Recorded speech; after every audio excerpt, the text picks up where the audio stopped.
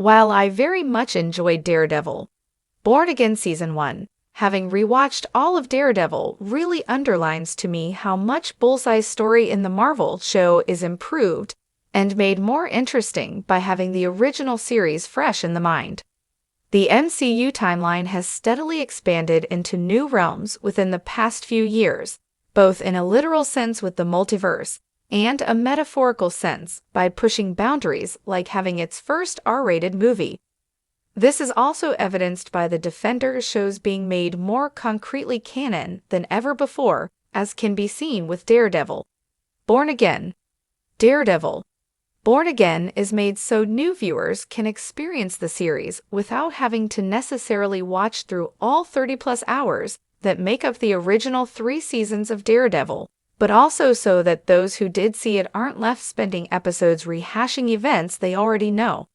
I think this balance was ultimately the right call for the series, but certain plot elements are still massively enhanced by giving the original a rewatch, with Bullseye's own on-screen story being one such example.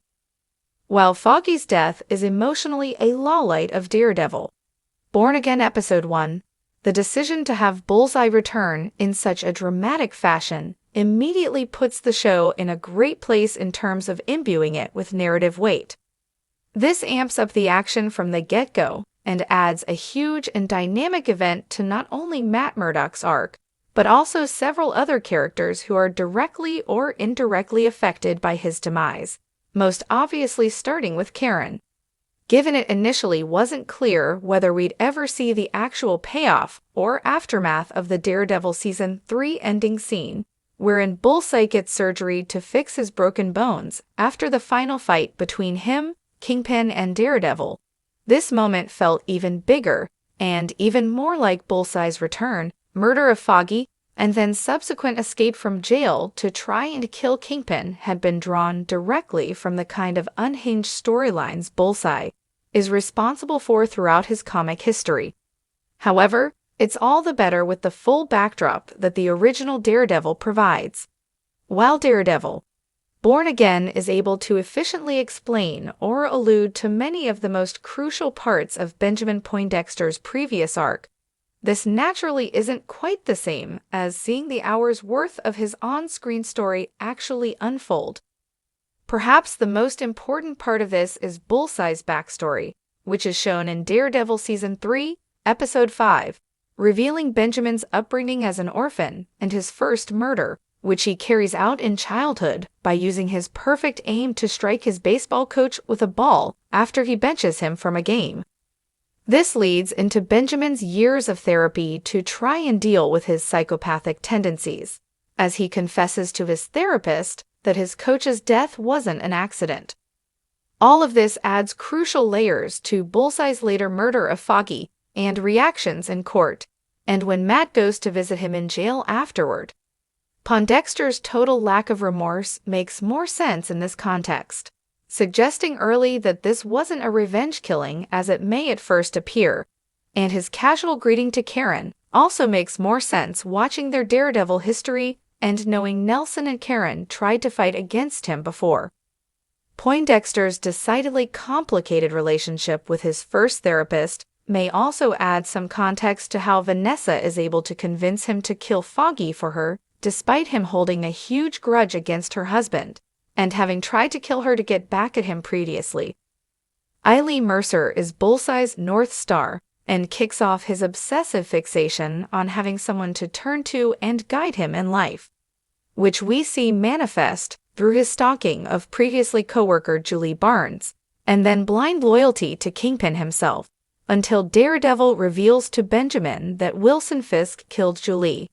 As such, the version of Bullseye that Vanessa gets to agree to kill Foggy, one who's lost any guiding star, and who seems disorientated as Vanessa places her hand on his to console him, and promises him she's offering a chance to get your mind back, while taking away his medication and complimenting him on his murder skills.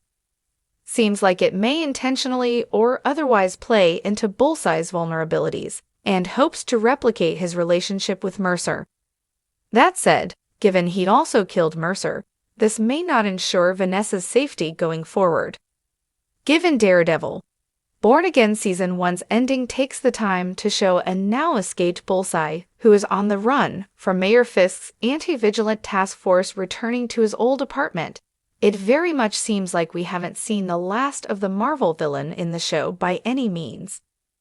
This opens up the opportunity for the show to mirror one of the most fascinating aspects of the original series, as the way in which the trifold conflict between Daredevil, Kingpin, and Bullseye unfolded added even more nuance and suspense to the final chapters of Daredevil Season 3.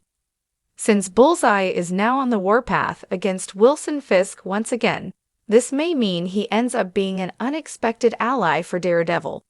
though likely unintentionally, much in the same vein as when he joined the fight against Fisk in the finale of Daredevil Season 3, tiring Fisk out so that Daredevil could gain a further advantage against his foe.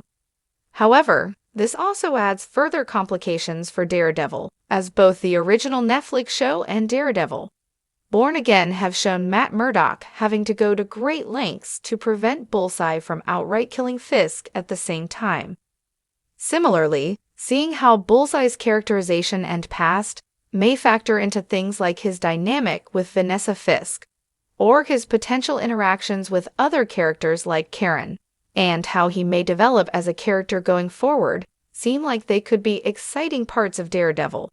Born Again Season 2 or onward, depending on how the series develops. That said, the matter of how Bullseye's experimental surgery affected him could end up being the most focal aspect of all of this, as it's still not totally clear what the Daredevil Season 3 closing scene means for the MCU now.